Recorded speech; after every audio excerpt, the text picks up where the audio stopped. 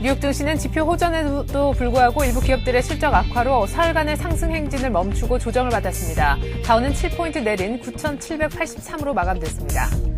한편 유럽 증시는 투자 심리 호전으로 사흘째 상승세를 이어갔습니다. 영국, 프랑스, 독일 등 주요 3개국 증시는 모두 강보합으로 끝났습니다. 국제유가는 소폭 하락세로 돌아섰습니다. 단기 급등 부담 속에 뉴욕 증시 상승세와 미 달러와 하락세가 주춤한 점이 영향을 미쳤습니다. 10월 인도분 WTI는 0.1% 내려 배럴당 72달러 47센트에 마쳤습니다. 금융시장 혼란과 경기 침체로 인해 지난해 전 세계 외국인 직접 투자 순유입이 크게 감소한 가운데 작년 우리나라의 외국인 직접 투자 순유입액 세계 순위는 66위에서 44위로 껑충 뛰어올랐습니다. 안녕하십니까. 이슈의 마켓의 최리나입니다. 간밤에 열린 뉴욕 증시가 가격 부담에 좀 쉬어가는 모양새를 보였습니다. 다우가 7포인트 빠진 9,783으로 끝이 났는데요. 실업수당, 제조업, 그리고 주택 착공 모두 지표는 일제히 개선된 모습을 보였습니다. 그러나 가격 부담 속에 주요 기업들의 실적 악화 또한 투자 심리를 위축시켰는데요. 보다 자세한 글로벌 증시는 동양종금증권 장영철 과장과 함께 알아보겠습니다. 안녕하세요. 예, 안녕하십니까? 네, 단기 급등 부담 때문인지 약간 조정 보였어요. 예, 그렇습니다. 어제 발표됐던 경기 지표들이 다들 좀 좋게 다들 나왔습니다. 근데 한 10거래일 중에서 한 9일 정도 이렇게 계속 연속으로 이제 상승함에 따라서 아마 가격 부담이 좀 많이 됐던 것 같은데요. 어제 보면 이제 페덱스 같은 경우는 실적 악화, 그리고 그 오라클 같은 경우는 이제 실적 개선세가 좀 보이지 않으면서 네. 그게 오히려 이제 실망 매물로 이어지면서 좀 이렇게 차익 실현 욕구가 좀 강했던 그런 한 시장인 것 같습니다. 예, 간단하게 다우 일주 흐름 한번 볼 수 있을까요? 예, 알겠습니다. 일단 다우지수 차트 보시면 일단 흐름 계속 좋게 이어가다가 어제 좀 장중 그 흐름 좋다가 하락세가 마감했는데요. 일단은 이제 이렇게 분홍색 선으로 보시면 일단은 저점을 계속 높이면서 지금 현재 이어지고 있는데요. 일단 흐름 자체가 아직은 뭐 전 고점을 깬다든지 뭐 그런 흐름은 전혀 나오고 있지 않습니다. 예. 장중에 좀 등락은 굉장히 좀 심했었던 것 같은데요. 일단 등락 자체도 일단 전일 굉장히 좀 많이 크게 급등하면서 전일 시장 상황을 전혀 이렇게 훼손시키지 않으면서 일단 시장을 마감했습니다. 예. 일단은 뭐 주봉을 한번 잠시 보시더라도 보시면 주봉 자체 같은 경우는 굉장히 좀 양호하게 지금 이제 흐름 자체가 네. 흘러가고 있습니다. 지금 이제 이평선 같은 경우도 지금 다들 양호하게 지금 이제 흘러가고 있기 때문에 일단 뭐 굉장히 좀 이렇게 호전적으로 볼 수 있는 게 일단 60일 이평선을 꾸준하게 지금 이제 개선하고 이제 120일 이평선까지는 아직 좀 힘이 남아 있지만요. 향후 뭐 다음 주에 발표될 경기 지표 같은 경우에도 지금 이제 호전적으로 지금 이제 예상이 좀 되고 있기 때문에 아마 다음 주에도 좀 이제 좋은 흐름 이어갈 거라고 지금 이제 예상되고 있는 그런 흐름 나타내고 있습니다. 예.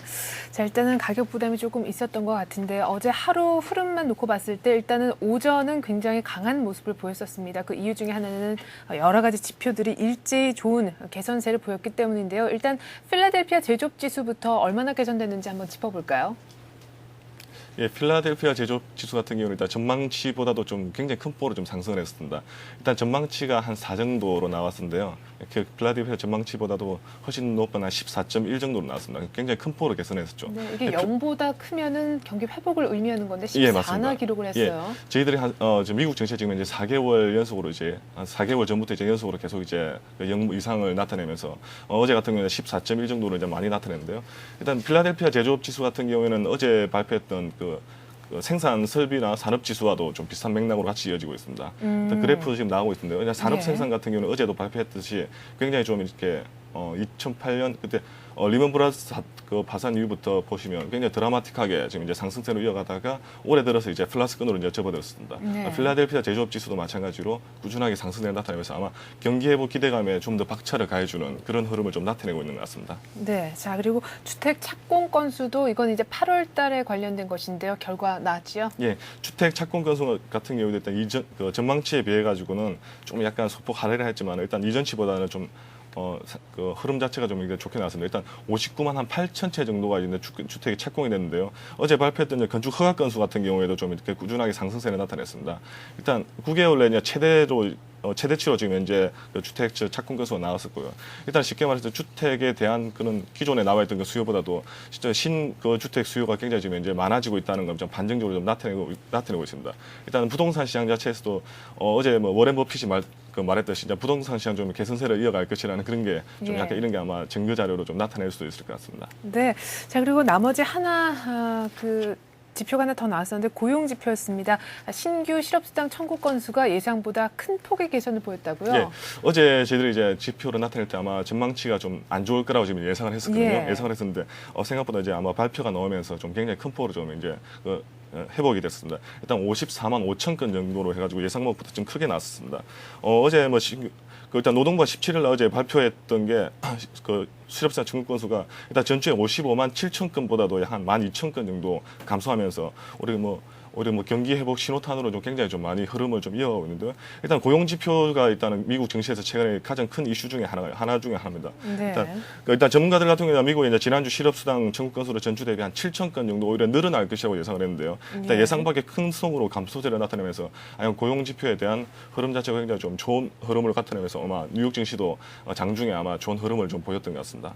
네, 사실은 전주에 비해서 아무래도 실업이 조금 더 늘지 않았을까. 그리고 전주가 워낙 55만 7천 건 감소라는 굉장히 좋은 결과를 안았었기 때문에 그보다는 좀 안 좋겠지 했었는데 훨씬 더 좋은 결과를 내놨단 말이에요. 그야말로 네. 뭐 부동산 주택뿐만이 아니라 이제는 고용 쪽도 회복이 완전히 되는 것 아닌가라는 기대가 또 조금 들거든요. 어떻게 네. 보십니까? 근데 일단 지난주에 한번 발표됐듯이 실업률 자체는 아직 좀 많이 좀 악화되고 있는 상태입니다. 예. 실업수당 청구 건수가 이제 좀 많이 예상보다 많이 줄었는데요. 일단 실업수당 연속 수급자 수 같은 경우는 지난주에 한 623만 명 정도 돼가지고 전주 대비 한 19만 9천 명 정도가 일단 증가됐던 걸로 지금 예상되고 있습니다. 쉽게 말해서 계속된 실업 상태에 빠져 있는 사람들이 아직 현재 뭐 직업을 찾든지 그런 게 흐름은 좀 보이지 않는 것 같고요. 예. 실업수당 청구 건수가 줄어들었던 것도 보면 이제 일시적인 직업을 잃었던 사람들이 직업을 빨리 찾는. 근데 그 직업 수준도 예전같이 고용이 완전하게 보장됐던 그런 직업을 일단 아닌 것으로 일단 전문가들이 예상하고 있거든요.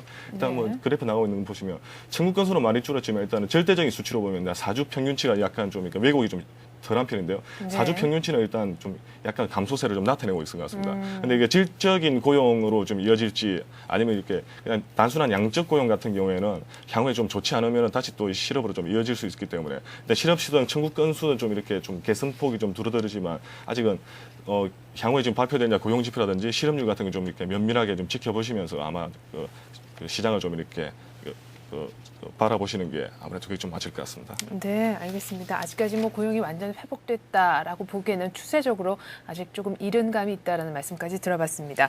자, 이렇게 해서 실업수당, 주택 착공 그리고 제조업 지표가 이제 개선됐다라는 것에 대해 구체적으로 한번 들어봤는데요. 주택 착공 부문이 좋았음에도 불구하고 전날 또 급등세를 보였고 최근에 또 급등세를 보였던 주택 건설주, 금융주들이 일제히 좀 약세로 돌아서는 모습이었어요. 네, 일단 금융주 같은 경우는 어제 같은 경우에는 이제 증시가 좀 이렇게 약세를 보이면서 근데 기존에 좀 많이 올랐던 종목들이 좀 이렇게 빠졌는데요. 네. 일단 어제 같은 경우는 오라클하고 이제 페덱스가 이제 실적 부진으로 좀 증시에 좀 약간 부정적인 투심을 좀 이렇게 흔들었던 그런 하루였습니다. 그리고 어제 같은 경우는 증시가 좀 빠지면서 기존에 올랐던 은행이라든지 아니면 이제 주택 건설 그다음에 최근에 좀 많이 강세를 났던 금속 관련 그 상품주들이 좀 이렇게 그 차익 매물로 지수 조정을 받았는데요. 예. 뭐 어제 특징적으로 이제 볼만한 뭐 종목들 중에서는 뭐 아메리칸 에어라인의 모회사 중에 하나입니다. 그 AMR이라는 회사가 네. 일단 그 수익성 높은 쪽으로 그 노선을 아마 연장 계획을 하면서 19% 정도 급등했던 게 좀 특징적인 좀 모습 중에 하나고요. 네. 그리고 아이바노 에너지라고 그 에너지 회사 중에 하나인데요. 일단 유전 규모가 해외 쪽 유전 규모가 사상 최대로 좀 일단 유전 규모를 확보하면서 한 11% 정도 상승했던 게 시장이 좀 약간 특징이었습니다. 그리고 뉴코가 이제 투자 의견을 상향하면서 한 3%대 정도 상승세를 이어갔던 게 아마 시장 뉴욕 시장의 좀 가장 특징적인 세계 종목 중에 하나가 아닐까 그렇게 이제 예상하고 있습니다. 자, 그래요.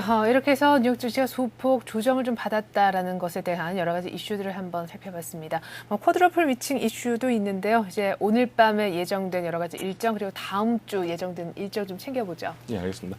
예, 오늘 밤 발표될 주요 미국 일정은 아직 미국 주요 지표는 일단 예정이 좀 없는 편입니다. 네. 좀 안심하셔도 좀 될 것 같은데, 근데 최근에 개선세가 뉴욕의 지표 때문에 일단 개선세를 많이 나타냈습니다. 오늘 뉴욕 증시 한번 좀 관심 있게 좀 봐야 될 것 같고요. 네. 일단 다음 주에 경제 지표 발표되는 게 한 두 가지 정도. 한 세 가지 정도 주요한 이슈가 있는데요. 일단 8월 21일 이제 월요일이죠. 그때 8월 경기 선행 지수가 이제 발표됩니다. 좀 이게 눈여겨 좀 봐야 될 것 같고요. 그다음 8월 20일 날 7월 주택 가격 지수가 이제 발표될 것 같습니다. 그리고 수요일 날은 이제 미국 주간 원유 재고 보고서와 그다음에 수요일 날 좀 중요한 지표가 하나 있습니다. FOMC 정책 회의가 있습니다. 20일과 23일 날 발표했던 회의를 이제 23일 날 발표하는데요. 일단 눈여겨 좀 봐야 될 것 같고요. 네. 그리고 24일 목요일 날 일단 오늘 마찬가지 오늘과 마찬가지로 주간 실업수당 청구 건수가 발표되고요. 그다음에 8월 중고주택 판매 지수가 지금 이제 발표될 예정입니다. 그리고 이제 마지막 금요일 날 8월 내구재 주문인데요. 내구재 주문도 좀 이렇게 유심히 살펴봐야 될 그 지표 중에 하나입니다. 그리고 이제 9월 미시간 대학 소비자 신뢰 지수와 8월 신규 주택 판매 호수를 마감으로 일단 다음 주 일정 이렇게 잡혀 있습니다. 네, 보니까 뭐 여러 가지 일정들이 언제나 좀 많이 쏟아진다는 느낌인데요. 가장 제일 중요한 거 탑은 어떤 겁니까? 일단 탑은 일단 FOMC 정책 회의가 아무래도 좀 중요한 이슈 중에 하나입니다. 최근에 그 흐름 자체가 FOMC의 그 흐름에 의해 가지고 지금 시장 경기가 좀 많이 이렇게 바뀌고 있기 때문에 일단 시장 자체가 좀 많이 올라와 있는 상태입니다. 상태인데 정부가 어떤 정책을 내놓고 정부가 어떤 정책을 펼치냐에 따라서 아마 투자자들이 이제 실제적으로 그러니까 적극적으로 투자에 나서든지 아니면 투자 심리 자체가 급격하게 회복세가 안 이루어지는 그런 게 움직일 것 같은데 일단 FOMC 정책 회의에 좀 많이 초점을 맞춰야 될 것 같고요. 예. 그다음에 금요일 날 이제 발표될 8월 내구재 주문 같은 경우에도 내구재 주문 같은 경우 실질적으로 이제 미국 내나 제조업 경기라든지 투자 소비 심리라든지 그런 기업들의 그 소비 심리 확대나 경기 회복 같은 걸 좀 이렇게 간접적으로 좀 참고할 수 있는 그 지표 중에 하나이기 때문에 아마 금요일 날 참고해 보시면 좋을 것 같습니다. 네, 22일, 23일 양일에 걸쳐 진행될 FOMC 정책 회의 그리고 25일 밤에 이제 나오게 되는 8월 내구재 주문에 좀 유심히 관심을 갖고 지켜보라는 말씀까지 한번 들어봤습니다. 자, 유럽 증시 마감 상황도 궁금한데요. 모두 일제히 올랐어요. 한 소폭 강보합 정도로 마감이 된 것 같네요. 네, 유럽 증시는 좀 오르면서 이제 끝났습니다. 일단 미국의 경기 지표가 먼저 발표되면서 일단 그게 좀 호전적으로 작용했던 것 같고요. 예. 그리고 이제 경기 회복 기대감이 아직은 유럽에서는 계속 이렇게 퍼져나오고 있는 것 같습니다. 보니까 건설 관련주가 어제 같은 경우는 항공주가 이제 강세에 힘입어가지고 이제 4일 연속 계속 이렇게 상승 마감을 했었는데요. 일단 BNP 파리마가 투자 의견을 상향으로 이제 커버하면서 생고방이라든지 홀심, 발포어 BT 같은 건설 관련 업체들이 한 2에서 7.9%, 특히 발포어 BT 같은 경우는 이제 영국에서도 가장 큰 건설 업체인데 한 7.9% 급등하면서 아마 시장의 특징주를 좀 나타냈던 것 같고요. 그리고 브리티시 항공이 한 5.5%, 그다음에 저가 항공사 중에 하나죠. 이제 이지젯이라는 그 프랑스 항공인데요, 한 3.9% 정도 상승하면서 마감했습니다. 그리고 어제 좀 유럽 시장이 좀 특징적이었던 그 이슈 중에 하나가 있잖아요. 유로존에서 한 4달 연속으로 일단 68억 유로 정도 무역 흑자가 발생했습니다. 예. 최근에 이게 수입보다는 수출 향상세가 좀 많이 나타낸 것 같고요. 근데 그게 아마 좀 많이 영향을 나타낸 것 같습니다. 이게 전월 대비해서는 약 한 3배 정도 증가했던 그런 폭입니다. 이게 미국 시장하고 좀 생각해보면 약간 좀 반대로 좀 그런 흐름이었고요. 그리고 어제 같은 경우 스위스 중앙은행이 이제 기준금리를 이제 동결로 만들면서 양적 완화 정책을 계속 이어갈 것이라고 예. 일단 그렇게 나타나고 있습니다. 그렇군요. 네, 어쨌거나 그 뉴욕은 조금 조정이 나왔지만 유럽 증시는 사흘째 계속해서 오름세를 이어가면서 대조적인 모습을 보여줬다는 것을 알 수가 있었습니다. 자, 유가도 보겠는데요. 최근 들어서 계속 뉴욕 증시하고 흐름을 같이 하고 있었는데 뉴욕이 조정을 받아서인지 유가도 좀 주춤하는 모습 나왔네요. 예, 맞습니다. 유가도 최근에 그 뉴욕 증시랑 좀 비슷하게 달려가는 양상이었는데요. 어제 같은 경우 뉴욕 증시가 조금 약간 약세로 이제 마감하면서 유가도 좀 주춤했던 것 같습니다. 뉴욕 증시가 이제 약세로 좀 이렇게 마감하면서 오히려 달러화가 기존에 이제 많이 약세로 나가면서 오히려 보합권까지 올라왔었는데요. 어제 그것 때문에 한 4센트 정도 하락했습니다. 소폭 하락해서 한 72.47달러인데 아직은 72달러선은 지금 이제 지지해주고 있는 것 같습니다. 그리고 단기 급등 부담 속에 일단 미국 증시 상승세와 그리고 미국 달러 하락세가 이제 주춤해지면서 소폭 하락으로 마감했던 게 가장 큰 이유 중에 하나였던 것 같습니다. 예, 잘 들어봤습니다. 이렇게 해서 오늘 글로벌 증시는요. 동양중금증권 장영철 과장과 함께해봤습니다. 과장님 말씀 고맙습니다. 네, 감사합니다.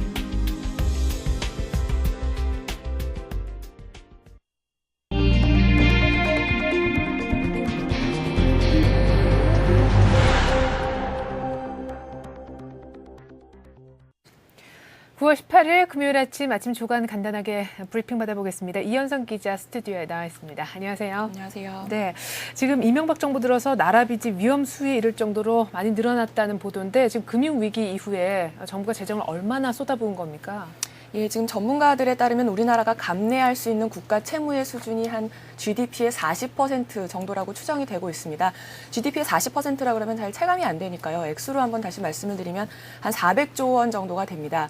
그런데 올해 지금 국가 채무 전망치가 지금 366조 원까지 지금 불어나 있습니다. 400조 원까지 얼마 안 남은 상황인 것을 알 수가 있는데요. 예. 그렇다면 지금 더 쓸 수 있는 돈은 GDP의 한 4% 정도가 남아있는 그 정도밖에 안 남아있는 상황입니다. 지금 그래프를 한번 보시면요. 예. MB 정부 취임 후에 지금 비율이 얼마나 빠르게 늘었는지를 보실 수가 있습니다. 한 28%에서 30% 정도 사이에서 왔다 갔다 하던 GDP 대비 비율이 지금 올해 들어서 35%를 훌쩍 넘어선 모습을 보실 수가 있는데요.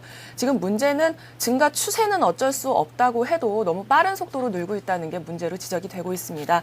지금 체감하기 위해서 지금 1인당 책임질 국가 빚으로 한번 계산을 해보니까요. 네. 1인당 빚이 작년만 해도 한 617만 원이었는데 올해는 751만 원으로 불어난 것으로 나타났습니다. 예.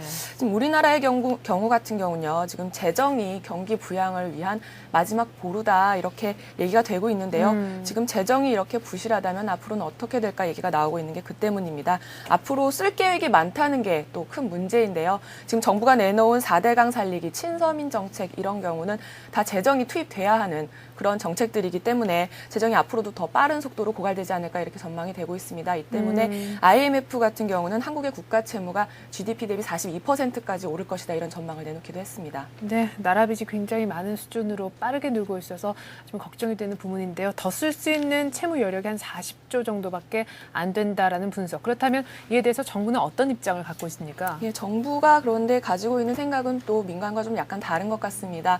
정부가 지금 재정 건전성을 이야기할 때마다 인용하는 통계가 OECD 통계인데요. 예. OECD 통계에 따르면 지금 OECD 국가 전체 평균이 평균을 한번 보니까 국민 총소득 대비 국가 채무 비율이 75.7%인 것으로 나타났습니다. 단순 비교하자면 우리가 지금 36%인 것보다 훨씬 높으니까 우리나라는 절반 수준밖에 안 된다. 재정 건전성이 높다 이런 결론이 날 수도 있을 것 같은데요. 예. 하지만 미국이나 일본 같은 나라와 직접 비교하는 것은 약간 문제가 있다 이런 것이 전문가들의 분석입니다.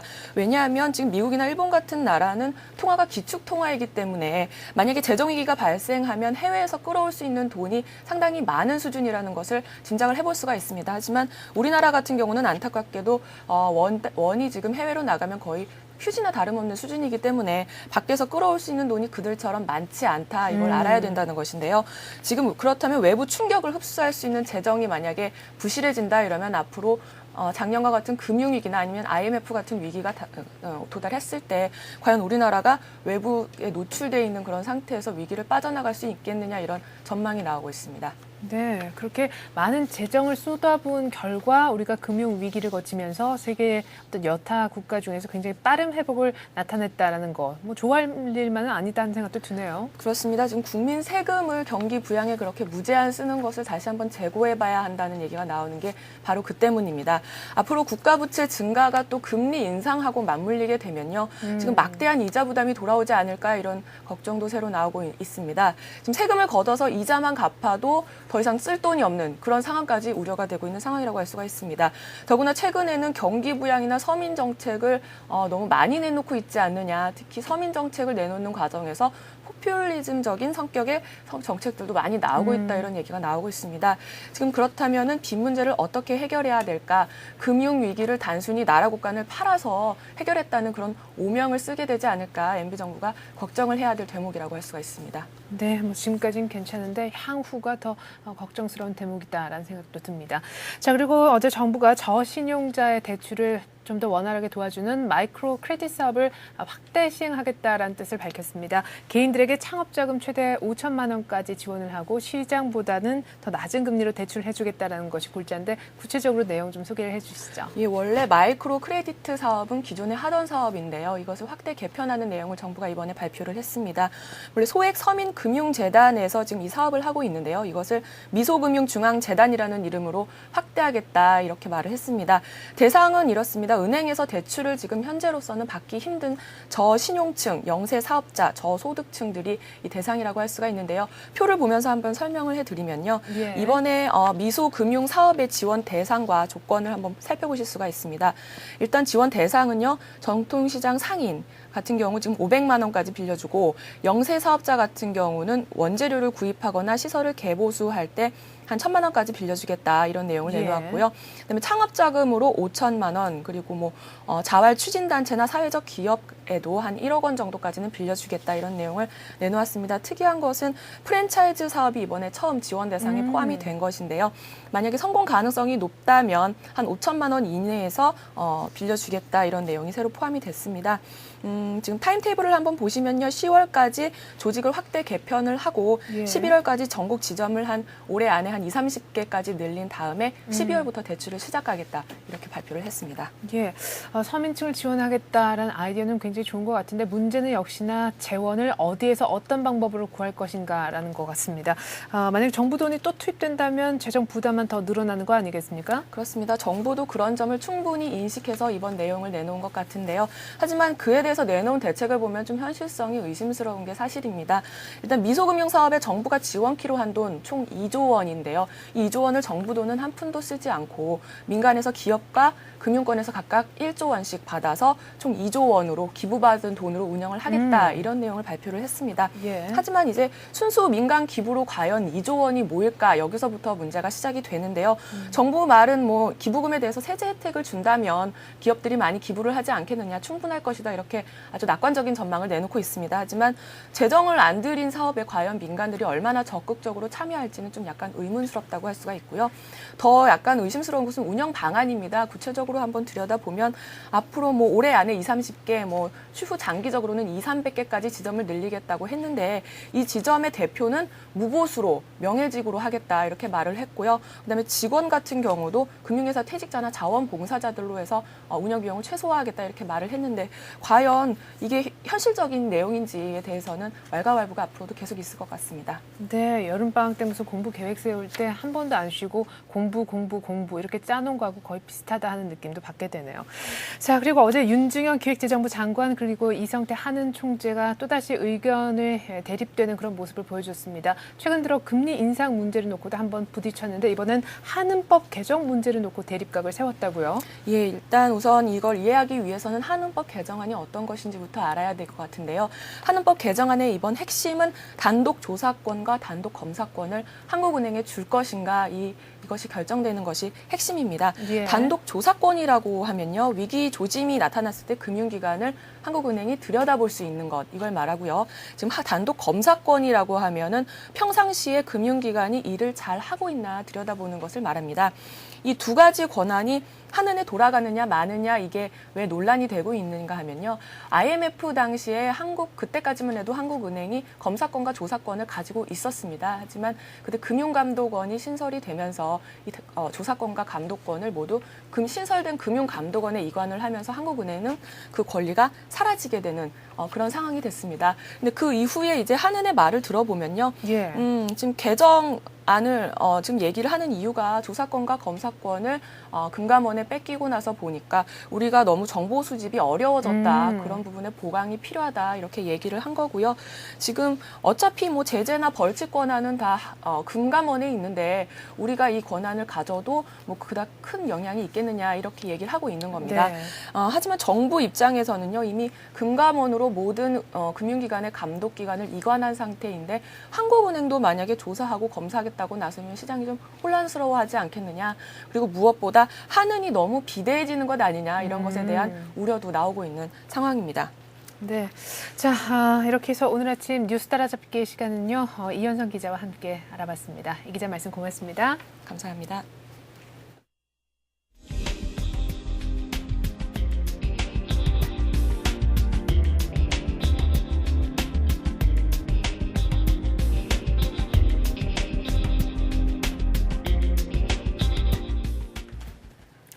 뉴욕 증시가 단기 급등 그리고 실적 악화에 약간의 조정을 보였습니다. 다우가 7포인트 정도 하락해서 9,783을 기록했는데요. 하락폭 자체는 크지 않았지만 단기 급등 부담 때문에 약간의 조정이 나왔다라고 보여집니다.